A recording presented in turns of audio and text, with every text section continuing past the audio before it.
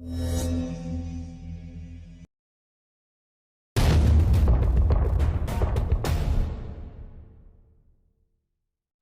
arus waktu, malam perlahan menghilang.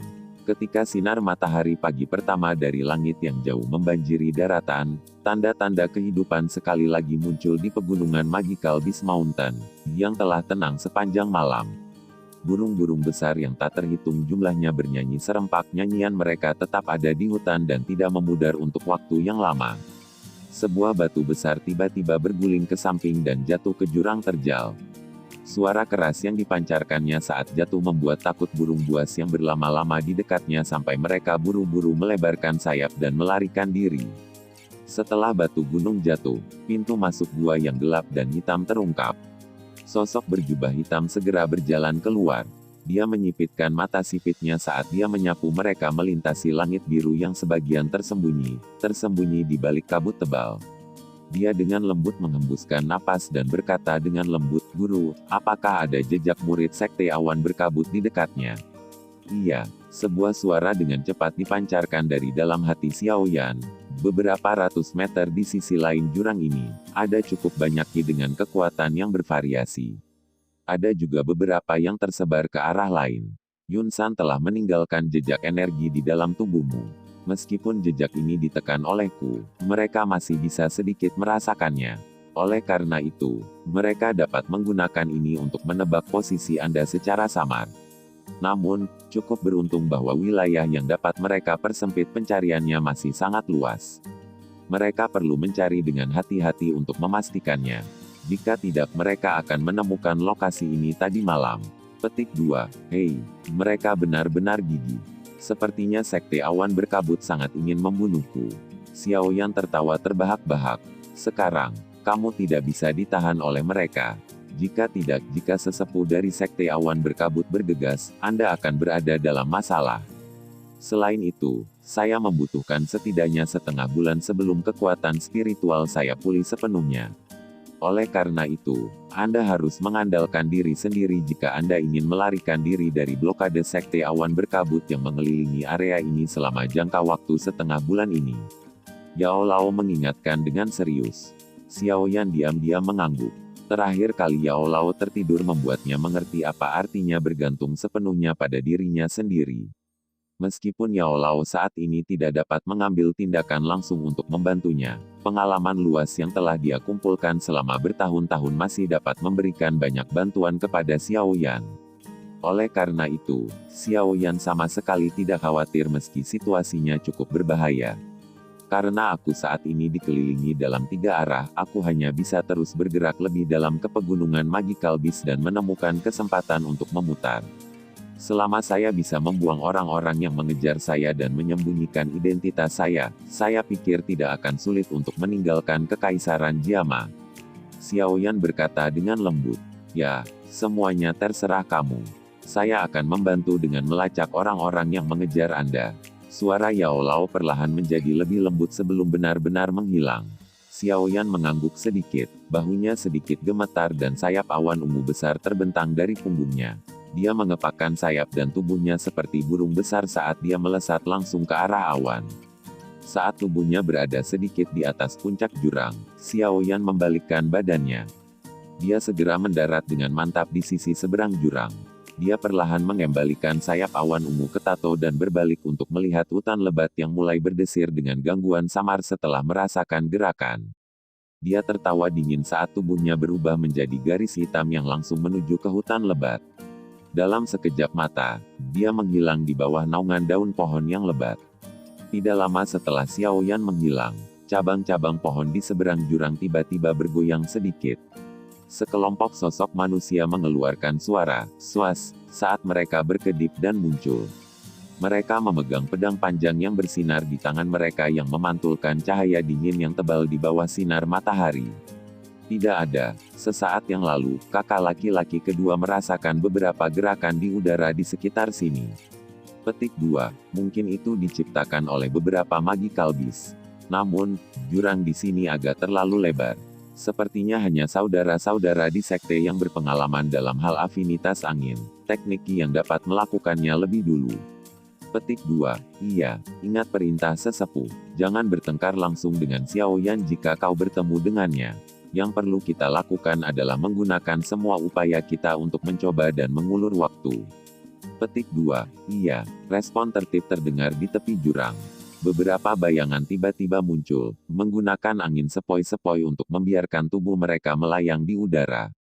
Mereka seperti kulit kucing yang melayang tertiup angin, dengan lembut jatuh ke sisi lain jurang. Beberapa orang bertukar pandang ketika mereka mendarat sebelum berdiri dan bergegas ke hutan lebat dengan kerjasama yang hebat. Di hutan pegunungan yang lebat, sesosok manusia dengan cepat berkedip di cabang pohon. Setiap kali jari kakinya dengan lembut menekan cabang, tubuhnya akan menggunakan kekuatan itu untuk secara tiba-tiba menembak dari jarak yang sangat jauh. Meskipun ada beberapa magical beast yang membawa aura ganas yang muncul di sepanjang jalan di mana sosok manusia melintas, magical beast ini tampaknya tidak memiliki niat sedikit pun untuk menghentikannya. Sebaliknya, mereka akan berbaring di tanah tepat sebelum sosok manusia itu tiba. Tubuh mereka akan gemetar saat menyembunyikan ki mereka. Cara itu seolah-olah mereka telah bertemu dengan sesuatu yang menakutkan. Orang-orang yang mengejar semakin jauh dan jauh. Mereka sepertinya juga merasakan gerakan cepat Anda. Sekarang, ada sekelompok besar murid Sekte Awan Berkabut yang bergegas dari segala arah. Namun, untungnya ada magical beast yang menghalangi mereka di sepanjang jalan. Dengan kecepatan perjalanan mereka, Anda seharusnya bisa melarikan diri sepenuhnya pada malam hari. Suara Yao Lao tiba-tiba terdengar dari hati Xiao Yan, yang bergerak dengan cepat. Xiao Yan diam-diam menghela nafas lega setelah mendengar ini. Dia mengangguk sedikit dan mengangkat kepalanya untuk menatap cahaya tidak jauh di depannya. Jari-jarinya menekan dengan lembut sekali lagi dan tubuhnya melesat seperti anak panah yang meninggalkan busur. Saat tubuhnya semakin dekat dengan cahaya di tepi hutan, Xiao Yan sedikit mengernyit. Perasaan naluriah di dalam dirinya menyebabkan ketidaknyamanan muncul di dalam hatinya. Namun, dia tidak dapat menemukan apapun tentang sumber kegelisahan ini. Apalagi Yao Lao tidak keluar untuk berbicara. Oleh karena itu, dia dengan paksa menekan perasaan tidak nyaman di dalam hatinya dan menatap tajam ke pintu keluar yang cerah. Dia meningkatkan kekuatan kakinya dan akhirnya berubah menjadi bayangan hitam yang melesat keluar. Hati-hati, saat tubuh Xiao Yan keluar dari hutan, suara keras Yao Lao tiba-tiba terdengar. Sio, sinar matahari yang tiba-tiba cerah dan menusuk mata menyebabkan Xiao Yan terbiasa menutup matanya. Mendekati teriakan Yao Lao, serta suara air mata yang keluar dari langit, hawa dingin terasa di hatinya. Secara naluri, tubuh Xiao Yan dengan kuat dan anehnya berputar di udara sebelum mendarat di tanah. Tubuhnya berguling beberapa kali di rerumputan, seperti landak yang berguling-guling di gunung, sebelum memasuki semak kecil di dekatnya yang lebarnya hanya beberapa meter. Dia tiba-tiba mengangkat kepalanya dan mengamati langit biru. Matanya tiba-tiba menciut. Pada saat ini, ada 5 magical beast tipe elang besar di langit yang luas perlahan berputar di atas. Apa yang menyebabkan ekspresi Xiao Yan sedikit berubah adalah beberapa sosok manusia yang berada di belakang 5 magical beast terbang. Meskipun dia sangat jauh dari mereka, Xiao Yan masih bisa mengidentifikasi identitas mereka dari jubah mereka adalah Sekte Awan Berkabut. Sialan, sungguh tak terduga bahwa Sekte Awan Berkabut benar-benar memiliki binatang terbang dalam skala besar. Xiao Yan mengatupkan giginya dan dengan lembut mengutuk.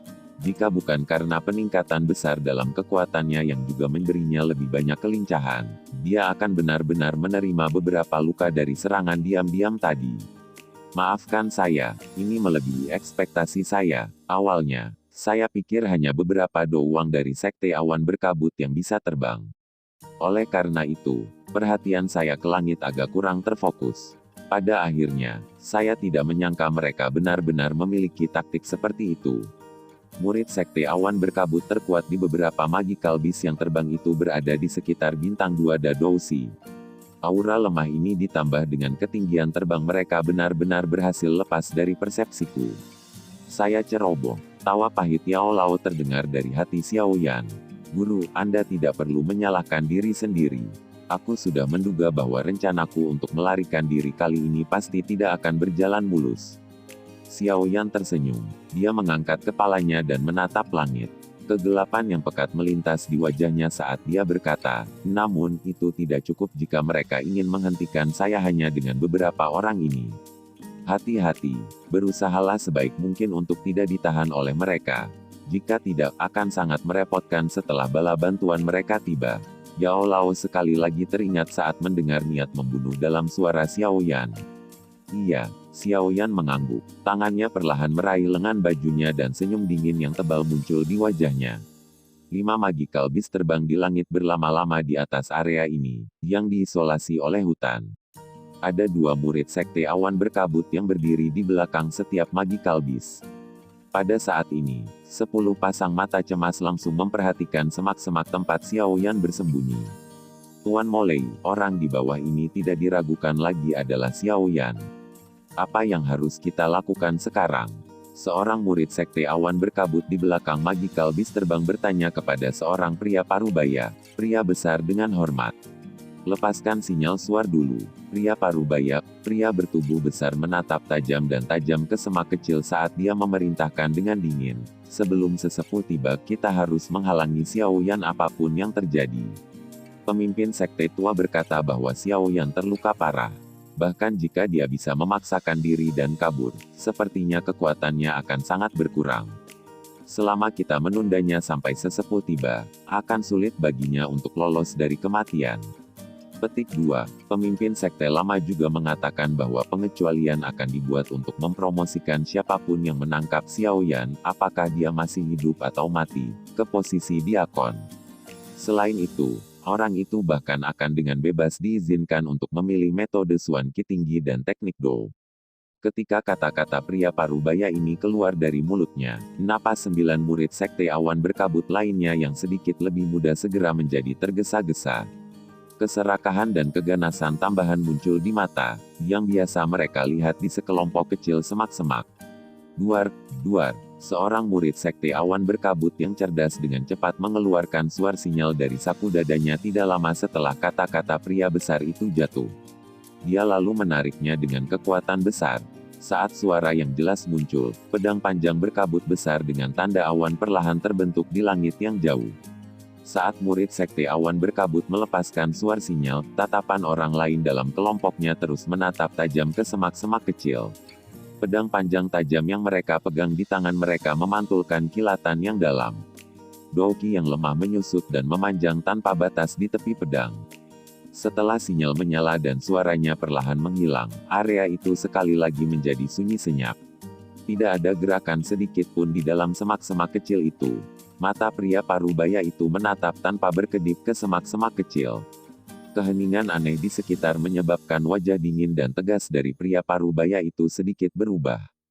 Beberapa saat kemudian, keringat dingin tanpa sadar muncul di dahinya. Secara logis, Xiaoyan harus tahu bahwa semakin lama berlarut-larut, semakin banyak kerugian yang dia alami. Tapi mengapa sekarang? Saat pria parubaya besar itu membayangkan sesuatu, perubahan terjadi di dalam semak-semak kecil di bawah. Daun tiba-tiba melesat dengan eksplosif, menembus langit. Bayangan hitam juga meminjam penutup daun dan meledak. Hei, kemana kamu bisa pergi? Saat semak-semak bergerak, pria parubaya itu segera merasakan sesuatu. Tatapan gelap dan dinginnya mengabaikan dedaunan pohon yang menutupi pandangannya dan langsung mengunci bayangan hitam itu. Pedang panjang di tangannya mengayun dengan cepat, bahkan membentuk beberapa bayangan di depannya. Saat pedang panjang itu bergerak, lebih dari 10 bilah pedang tajam ditembakkan dari ujung pedang. Mereka dengan segera dan dengan kasar diarahkan ke bayangan hitam. Titik di mana bilah pedang mendarat sangat cerdik. Mereka secara kebetulan menyegel jalur yang digunakan bayangan hitam untuk maju ke depan. Jika dia secara paksa menyerang, kemungkinan dia akan terluka di tempat. Bayangan hitam itu jelas tidak mau terluka karena ini. Oleh karena itu, kakinya tiba-tiba dimasukkan ke dalam rumput yang tertutup tanah, meminjam kekuatan elastis untuk menarik dirinya kembali dengan cepat.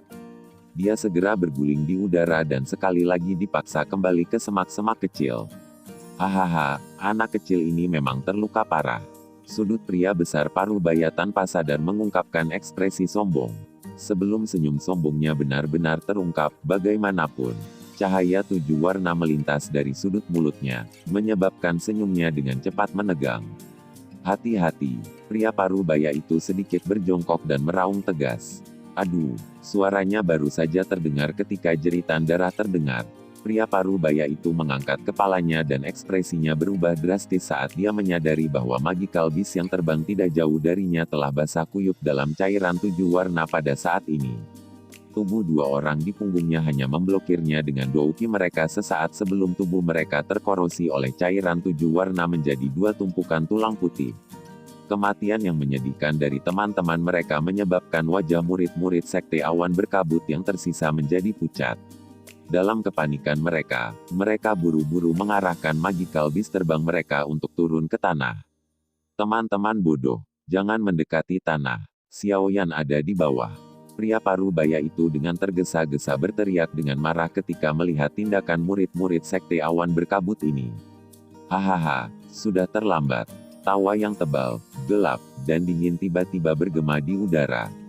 Sesosok manusia tiba-tiba keluar dari dalam semak-semak kecil. Sayap awan ungu di punggungnya mengepak, dan dia langsung muncul di samping 3 magical beast terbang. Penguasa Suan berat di tangannya secepat kilat karena memotong 3 jejak angin yang rusak. Setelah 3 suara teredam, darah segar turun dan meresap ke langit. Kepala 3 binatang ajaib jatuh dari langit. Magical beasts terbang tewas di tempat. 6 murid Sekte Awan Berkabut di punggung mereka menjerit ketakutan saat wajah mereka menjadi pucat. Kecepatan jatuh mereka yang cepat membuat angin liar bertiup melewati, untuk memaksa jeritan mereka kembali ke tenggorokan mereka. Begitu dia membunuh 3 binatang ajaib terbang, Xiaoyan mengabaikan murid-murid Sekte Awan Berkabut yang jatuh. Dengan kekuatan dousi mereka, jatuh dari ketinggian seperti itu berarti kematian. Tubuh Xiaoyan digantung di udara. Dia melirik satu-satunya magical beast yang terbang di langit. Tanpa mengucapkan kata-kata yang tidak perlu, dia mengepakkan sayap di punggungnya dan dengan cepat menerkam. Cepat pergi. Wajah pria parubaya itu benar-benar pucat saat dia menatap Xiaoyan yang sedang menembak. Teriakan seperti elang dengan tergesa-gesa dilepaskan dari mulut pria besar parubaya itu. Segera, magical beast terbang yang tersisa dengan cepat naik ke udara, mencoba melarikan diri. Suing, magical beast baru saja meningkatkan ketinggiannya ketika cahaya 7 warna sekali lagi muncul. Itu seperti panah tajam yang langsung menembus dada murid Sekte Awan Berkabut di samping pria parubaya besar yang sudah ketakutan dengan kematian teman-temannya sampai wajahnya pucat. Darah panas dan segar tumpah dari belakang pria parubaya besar itu, dan akhirnya memercik ke lehernya. Darah awalnya hangat, namun itu menyebabkan pria besar parubaya merasa kedinginan, dan penyesalan membengkak dari hatinya. Dia menyesal begitu serakah, dan keputusan yang dia buat untuk melibatkan orang-orang ini begitu dalam pengejaran. Karena kamu di sini, mengapa kamu ingin pergi? Bayangan hitam tiba-tiba muncul di ruang kosong di depannya. Akhirnya, dengan cara iblis, dia mengangkat penguasa berat dengan tangannya dan menekan jari-jari kakinya dengan lembut ke kepala binatang ajaib. Wajahnya yang tersenyum seperti iblis jahat di mata pria parubaya yang besar. Jika kamu ingin aku mati, kamu juga bisa melupakan melarikan diri dengan mudah. Karena tidak memiliki ruang untuk mundur, pria parubaya besar itu mengatupkan giginya dengan ganas. Dia mengencangkan cengkeramannya pada pedang panjangnya dan mengeluarkan tawa yang keras. Douki di seluruh tubuhnya melonjak saat dia menembak secara eksplosif ke arah Xiaoyan sambil membawa kekuatan yang kuat. Xiaoyan memperhatikan pria parubaya bertubuh besar yang dituduh berniat membunuh. Dia dengan lembut mengangkat penguasa berat di tangannya dan menginjak kepala magical beast dengan jari kakinya. Tubuhnya melesat ke depan seperti anak panah. Saat suara 2 pedang bertabrakan terdengar, kedua sosok itu juga terjalin dan saling berpapasan. Tangan Xiaoyan memegang penguasa Suan berat. Dia membalik tangannya dan memasukkannya ke punggungnya sebelum bersiul dengan mulut ke udara. Cahaya 7 warna menyerbu ke lengan bajunya. Dia kemudian mengepakkan sepasang sayap di punggungnya, menoleh, dan mengamati sejumlah besar bintik hitam kecil yang tiba-tiba muncul di cakrawala yang jauh. Senyuman dingin muncul di wajahnya saat tubuhnya dengan cepat mendarat di tanah. Dia segera menghilang ke dalam hutan yang sangat lebat. Dari saat dia menyimpan penggarisnya sampai dia pergi, Dia bahkan tidak melirik pria parubaya besar yang masih mempertahankan pendiriannya untuk mengangkat pedangnya. Tidak lama setelah Xiaoyan menghilang, sekelompok besar bintik hitam kecil datang dari cakrawala yang jauh, secara bertahap dan akhirnya membesar. Mereka langsung terbawa angin liar yang menyebar ke seluruh langit saat mereka sampai di tempat yang baru saja mengalami pertarungan besar. Bintik hitam itu membesar dan sebenarnya terdiri dari lebih dari 30 binatang ajaib dengan bentuk yang sama. Ada 3 tetua dengan sayap douki di punggung mereka di posisi terdepan unit terbang. Molei, di mana Xiaoyan? Bagaimana dengan anggota lain dari unit kecil Anda? Ketiga tetua itu secara mengejutkan adalah 3 tetua awan berkabut yang telah mengambil tindakan untuk menghentikan Hai Bodong ketika Xiaoyan pertama kali melawan sekte awan berkabut. Pada saat ini, seorang penatua sedang mengamati pria parubaya besar yang berdiri di belakang Magical Beast dengan kepala menunduk saat dia berteriak keras. Namun, Molei tidak bereaksi terhadap namanya dipanggil. Sesuatu yang salah. Saat mereka memandang Molei, yang menundukkan kepalanya, ekspresi pria yang lebih tua itu tiba-tiba berubah saat dia berteriak pelan. Saat teriakannya jatuh, tubuh Molei, yang berdiri di belakang Magical Beast tiba-tiba bergetar. Segera, tubuhnya meledak dengan ledakan, seperti bom, di depan tatapan kaget dari hampir 100 murid sekte awan berkabut. Darah segar yang tersebar ke segala arah segera mengalir dari langit. Mendesis. Sesaat setelah tubuh Molei meledak, Magical Beast di bawah kakinya tiba-tiba mengeluarkan erangan yang menyakitkan. Tubuhnya sangat gemetar. Sesaat kemudian, ledakan dilepaskan dan ledakan lain terjadi. Darah segar disertai dengan potongan daging mengalir turun dari langit, hampir membuat seluruh padang rumput hijau yang gelap di bawah menjadi pemandangan seperti neraka. Saat mereka menanggung peristiwa mengerikan yang terjadi di depan mereka, hampir 100 murid sekte awan berkabut memiliki wajah pucat saat mereka turun ke dalam keheningan yang aneh. Beberapa orang yang lebih pintar sepertinya menyadari sesuatu dari tragedi ini. Balas dendam. Ini adalah balas dendam yang telah diberikan Xiaoyan kepada sekte awan berkabut karena terus mengejarnya dengan niat untuk membunuh. Balas dendam serigala lapar, yang dipaksa ke dalam situasi putus asa, akan menyebabkan rasa dingin menyebar ke seluruh hati seseorang. Tetua tertua memiliki wajah hijau saat dia melihat darah segar dan sisa tulang di tanah. Dia mengepalkan tinjunya dan tiba-tiba menundukkan kepalanya ke arah banyak gunung besar saat dia meraung dengan penuh permusuhan, Xiaoyan. Bahkan jika aku harus terus mengejarmu sejauh ribuan kilometer, lelaki tua ini pasti akan mencabikmu menjadi puluhan ribu dari potongan-potongan. Tarik otot Anda, dan patahkan tulang Anda. Petik 2. Raungan itu dibawa oleh Douki karena dengan dahsyat menyebar ke seluruh gunung, tidak menghilang sampai beberapa saat kemudian. Di hutan lebat yang jauh, bayangan hitam yang berkedip cepat tiba-tiba berhenti. Dia dengan acuh tak acuh melirik langit di belakangnya dan perlahan mengeluarkan tawa lembut dan dingin. Kakinya segera menempel di dahan pohon, dan dengan cepat melarikan diri ke hutan lebat sebelum menghilang.